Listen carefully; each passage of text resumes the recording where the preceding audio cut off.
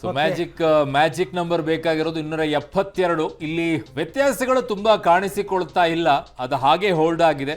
ಇದೇ ರೀತಿ ಆದ್ರೆ ಅಲ್ಲಿ ಲೆಕ್ಕಾಚಾರಗಳು ಬರುತ್ತೆ, ರಾಜಕೀಯವಾಗಿ ವಿಶ್ಲೇಷಣೆಗಳು ನಿಮಗೆ ಬಂತಾ ಹೋದಾಗ JDU ಮತ್ತೆ TDP ವಿಚಾರದಲ್ಲಿ ಬರ್ತಾ ಇದೆ. ಕಾರಣ ಅವರು 15 ಮತ್ತೆ 15ರಲ್ಲಿ ಮುನ್ನಡೆಯಲ್ಲಿದ್ದಾರೆ, ಇನ್ನು ಗೆಲುವನ್ನ ಕಂಡಿಲ್ಲ.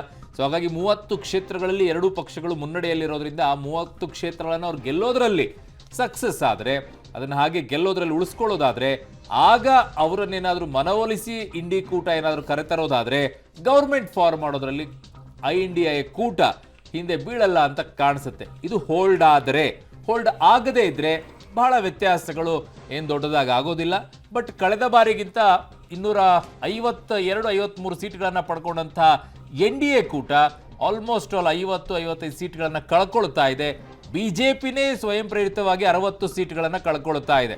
ಸೊ BJP ಕಳ್ಕೊಳ್ತಾ ಇರೋದು 60 ಸೀಟ್ಗಳು, NDA ಕಳ್ಕೊಳ್ತಾ ಇರುವಂಥ ನಂಬರ್ಸ್ಗಳು 50-55 ಸೀಟ್ಗಳನ್ನು. ಸೊ ನಂಬರ್ಸ್ಗಳನ್ನು ನೋಡ್ಕೊಳ್ಳಿ, BJP ಹೆಚ್ಚಿನ ರೀತಿಯಲ್ಲಿ ಕಳ್ಕೊಳ್ತಾ ಇದೆ, ಬಟ್ NDA ಕೂಟದಲ್ಲಿರುವಂತಹ ಪಕ್ಷಗಳು ಸೀಟ್ಗಳನ್ನು ಕಳ್ಕೊಳ್ತಾ ಇಲ್ಲ. ಹಾಗೆ ನೋಡಕ್ ಹೋದ್ರೆ ಆಸ್ ಎ ಪಾರ್ಟಿ ಕಾಂಗ್ರೆಸ್ ಅವ್ರದ್ದು ಗೇನ್ ಆಗಿದೆ. ಕಳೆದ ಬಾರಿ ಕಾಂಗ್ರೆಸ್ ಸಿಕ್ಕಿದ್ದು 52 ಸೀಟ್ಗಳು ಮಾತ್ರ, ಈ ಬಾರಿ ಅವರು 96ರವರೆಗೂ ಹೋಗ್ತಾ ಇದ್ದಾರೆ. ಅಂದ್ರೆ 100% ಅವ್ರದ್ದು ಇನ್ಕ್ರೀಸ್, 100% ಅವ್ರದ್ದು ಎಫರ್ಟ್ ಜಾಸ್ತಿ ಕಾಣಿಸ್ಕೊಳ್ತಾ ಇದೆ ಕಾಂಗ್ರೆಸ್ ಅದು.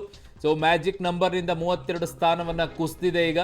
ಸೊ ಇಂಡಿ ಒಕ್ಕೂಟದಲ್ಲಿ ಈಗ ಚಟುವಟಿಕೆಗಳು ಗರಿಗೆರೆದಿದೆ. ಪಾರ್ಟಿಯನ್ನ ಗೌರ್ಮೆಂಟ್ ಅನ್ನ ಫಾರ್ಮ್ ಮಾಡೋಕ್ಕೋಸ್ಕರ ಮಾತುಕತೆಗೆ ಈಗ ಕಾಂಗ್ರೆಸ್ ಪ್ರಯತ್ನವನ್ನ ಪಡ್ತಾ ಇದೆ. JDU ಹಾಗೂ TDPಯ ಜೊತೆಗೆ ತಲಾ 15 ಸ್ಥಾನಗಳಲ್ಲಿ ಮುನ್ನಡೆಯನ್ನ ಕಾಯ್ದುಕೊಳ್ತಾ ಇರೋದ್ರಿಂದ ಅದನ್ನ ಹಾಗೆ ಉಳಿಸ್ಕೊಳ್ಳೋದ್ರಲ್ಲಿ. ಬಟ್ ನಾವು ಎಲ್ಲದರಲ್ಲೂ ಒಂದು ಮಾತನ್ನ ನೋಡಬೇಕು, ಅದನ್ನ ಅಬ್ಸರ್ವ್ ಮಾಡಬೇಕು.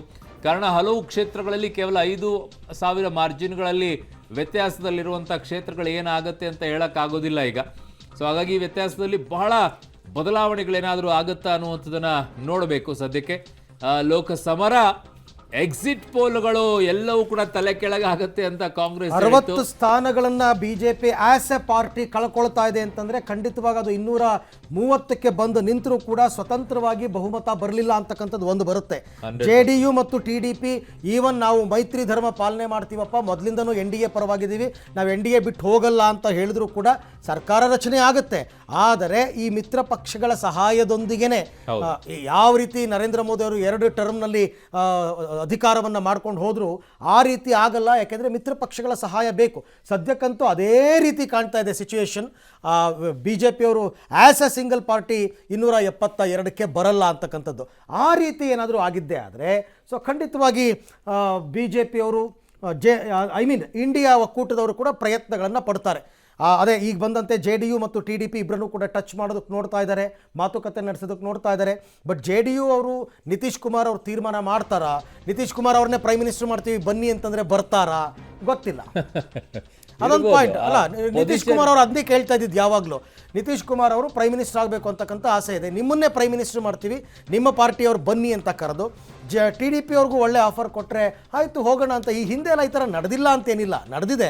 ಹಾಗಾಗಿ ಏನು ಬೇಕಾದರೂ ಸಾಧ್ಯತೆಗಳು. BJP NDAನ ಕೆಳಗಿಳಿಸಬೇಕು ಅನ್ನೋದಾದ್ರೆ, ಅವ್ರನ್ನ ಒಂದ್ಸಲ ಕೆಳಗಿಳಿಸಬೇಕು ಅನ್ನೋದ್ರೆ ಎಲ್ಲದಕ್ಕೂ ಕೂಡ ಅಡ್ಜಸ್ಟ್ ಆಗೋ ಮಟ್ಟಕ್ಕೆ ಹೋಗೇ ಹೋಗಿ ಖಂಡಿತ